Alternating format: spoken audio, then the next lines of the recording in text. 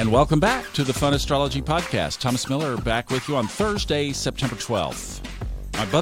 My brother's birthday is today, so happy birthday to you. And he's a Virgo. Let's try to talk about a birthday present. Let's try to pick apart what's going on. Have you had any weirdness happen in your life? You know, I've mentioned, I've got some great news. Let me do this first. I'm going to be narrating an audiobook for Steve Forrest. Steve Forrest is one of the premier, absolute, tip-top shelf, most popular astrologers in the world today. And I had been back and forth with some communication, and I'm going to get to do an audiobook for him. His Elements series, Fire, Earth, Air, Water. Fire is out. He said Earth was right on its way, and I'm going to get to start narrating Fire. In fact, I'm going to start right after I finish this podcast. So I'm just super excited about that. But let's talk about the other side of what's going on, because I know a lot of people have just been getting clubbed.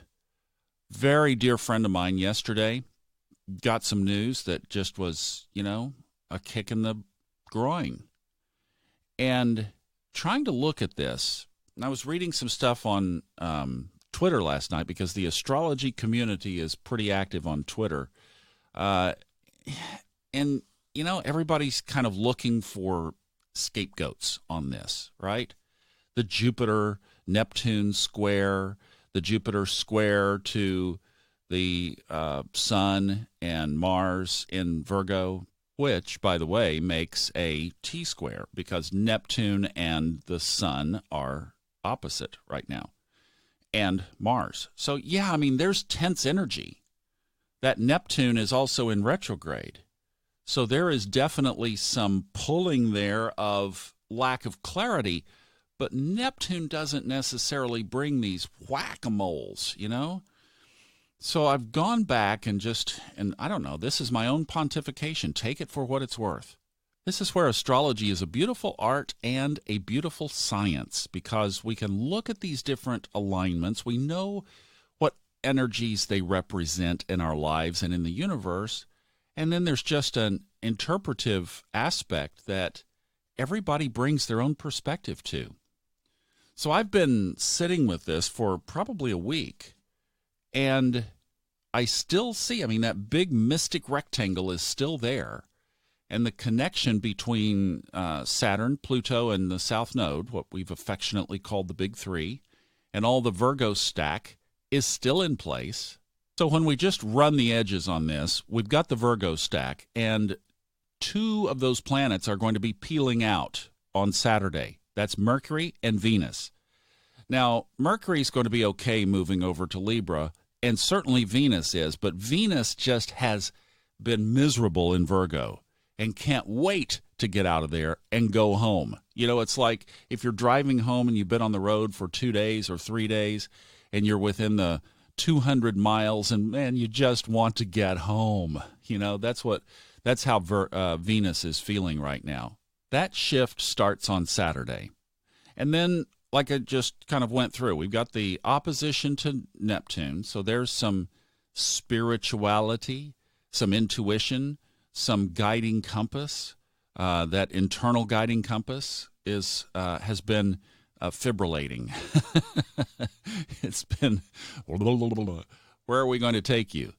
And all of that is square to Jupiter. So Jupiter's just been out of business. It went direct and then got into this big T-square and kind of just shut us out of its life here for a while. That goes on for another 10 days. Ouch. Oh, Jupiter, we need thee. But the biggest thing on the chart is don't want to forget the Uranus sesquisquare. So that's a 150-degree aspect to, who is it hitting? It is hitting, the Sun and Mars. Okay, it's hitting the Sun and Mars. So yeah, Neptune is active. That's why this stuff has just come out of the blue and stuff has seemed bizarre. Now, the moon has moved into Pisces, so we're going to get that watery, emotional reflection going on. It will cross Neptune tomorrow on TGI Friday. So for today, yeah, it's going to be reflective and a little deep and a little watery. But I'm just going back to Saturn-Pluto conjunction, January 10th, 2020. And as Saturn is getting ready to go back direct, which I believe is on the 17th, so 5 more days, I think it is almost in direct mode. It can see the light at the end of the retrograde tunnel, and it is getting ready to move forward, and it's already there. So I think that's the combination of that and Uranus. I think those two critters are working together somehow. They are in a wide trine. They absolutely are. So Uranus in retrograde in Taurus is within 7 degrees of Saturn getting ready to go direct in Capricorn. So I think that could definitely be part of this. And I think that this transformational work that we've been talking about is real, it is alive, and it is upon us. So those areas of your life where things are, let's just say, unbuttoned, loose ends, things unresolved, issues that haven't been thoroughly dealt with are coming up. And that is what's going on primarily. I am doing these consults. Go to funastrology.com, and now it's on /consults if you'd like to pick up the Virgo special. We've been doing these, a bunch of them, $79 to talk about all of this in your chart. Be happy to do it with you. funastrology.com. We'll take a look at this migration into Libra as we begin Libra season. We'll start with that tomorrow. Have a great Thursday.